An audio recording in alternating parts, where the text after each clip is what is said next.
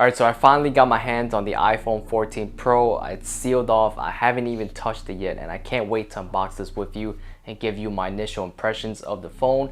And this is a huge upgrade for me. I've been using the iPhone 10 for 5 years, and now I can finally upgrade to a faster, better phone with new features, the dynamic island, all that good stuff.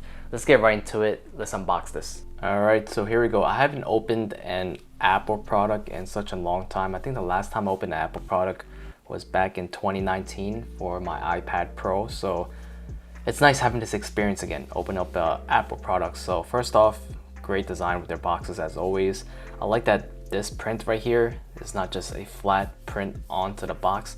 You actually feel some texture here on the edges of this image, so that's pretty cool. Black logo matches the black color that I got. So let's open this. Let's break the seal. That Apple experience. Nice and slow opening of the box. Nice and clean open. Here we go. iPhone 14 Pro in black. I don't know the exact name, I forgot, but it looks black to me, so I'm gonna call it black. So I think it's called Midnight something. So here it is, 3 cameras compared to my 2 cameras on my iPhone 10. It's like so much heavier too. A lot thicker compared to the iPhone 10 that I had. I really like that they have this glossy dark black finish here. Can get a little fingerprint on these areas, but I like the design. So much better than the iPhone 10, which was glass on the back.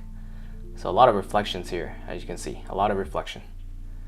But with this, it's more like a matte black finish, which I really enjoy over the glass. So let's peel this off. All right, and let's turn it on. So one thing that I'm hesitant about is switching over to eSIM when I'm using the iPhone, the new iPhone at least, is because I'm so used to just putting in a SIM card here on the side, but now they have eSIM. I hope it's not too hard to set up, but from other reviewers, it seems pretty easy to set up. So here's a cable. You have your files, your notes. You don't need them. And that's it. That's pretty much it.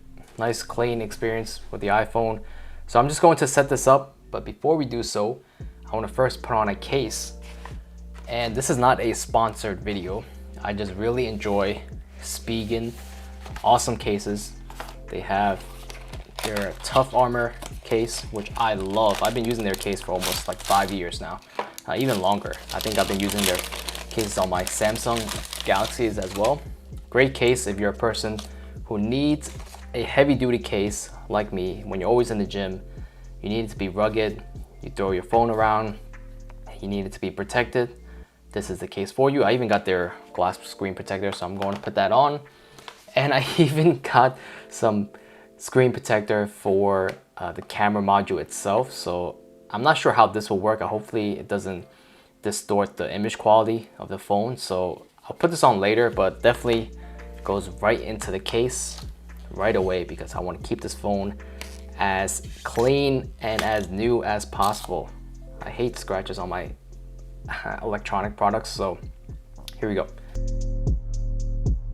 So after setting up my phone and having some time to mess around with it, here are my initial impressions of the iPhone 14 Pro.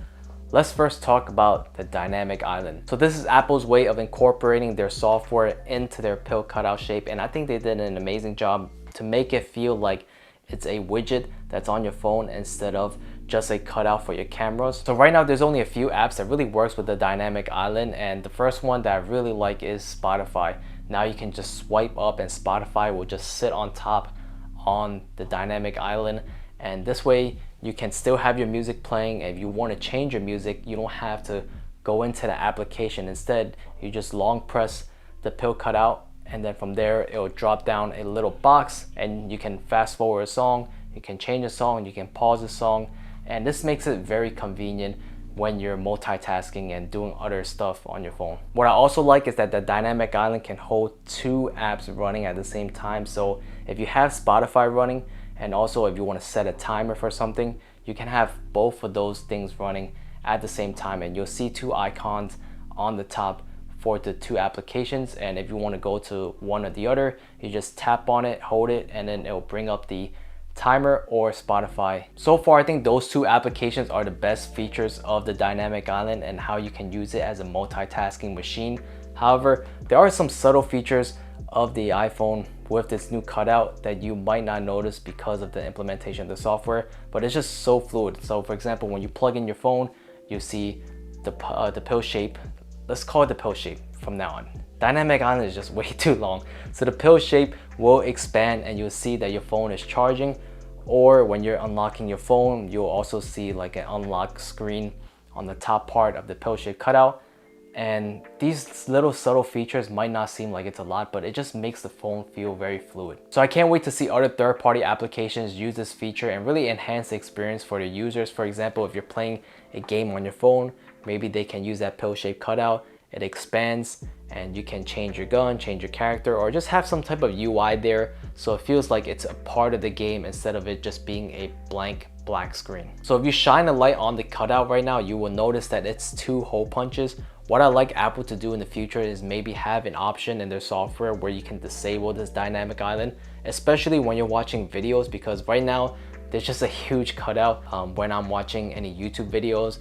And this is something I probably just have to get used to, just like I did with the notch. But if they have an option where you can just disable the cutout when you're doing any type of video watching, this way you get more of that video image quality on the screen, that would be very nice of Apple to do. But I don't know if they will, because they want you to use their software. So maybe just for videos, if it notices that you're watching a video, it'll automatically disable some of that black pixels that's on the top of the pill shape cutout, and it will just display the image of the video that you're watching. So some other new features that I won't be testing because I'm not trying to get lost in the middle of nowhere and I'm not trying to get into a car accident just to test these 2 features. So it's the SOS feature. So for example, if you do get lost in the middle of nowhere, you can use your phone and connect it to the satellite to communicate with emergency services.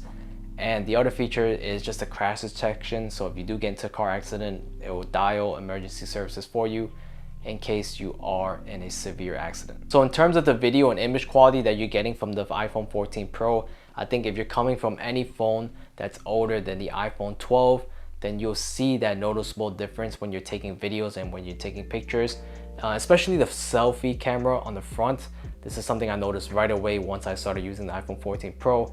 It's much higher in quality, so if you are a person that likes using TikTok, like using that front-facing camera, then you'll definitely enjoy using this phone. Also, coming from a phone that didn't have the 120 Hz display, it's really nice to just have that extra refresh rate, because I am a gamer and I noticed this stuff right away because I've used a 144 Hz monitor and I've compared it to a 60 Hz monitor, and it's like night and day. For a regular user like you, if you're using a regular phone, you might not notice it. So the last thing I want to discuss about is the always on display. This is a new feature for iPhones. I know all the Android users are like, we always had always on display. You guys been missing out. Yes, I know, I've experienced it on my Samsung, and always on display is awesome. When you have it as a feature, you might not think that it's a lot, but for example, if you are eating food with your hands or your hands are dirty, you're busy with something, you just want to glance over your phone just to look at notifications and see if you have any messages, this is a great option to use it for. And Apple did a great job with their only on display because it uses your own background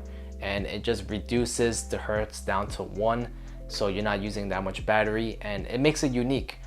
Other always on displays are just typically blacked out.